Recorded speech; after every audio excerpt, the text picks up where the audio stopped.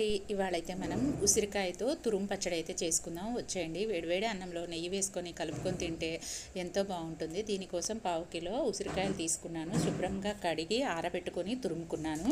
2 కప్పుల తురుము అయితే వచ్చింది.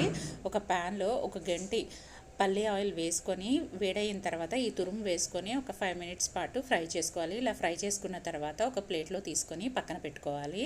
తర్వాత 1/2 కప్పు గ్రౌండ్నట్ ఆయిల్ వేసుకొని అందులో ఆవాలు, జీలకర్ర, ఎండుమిర్చి, వెల్లుల్లి, కరివేపాకు వేసుకొని ఫ్రై చేసుకోవాలి. పోపు ఫ్రై అయిన తర్వాత ఇంగువ కూడా వేసుకొని మిక్స్ చేసుకోవాలి.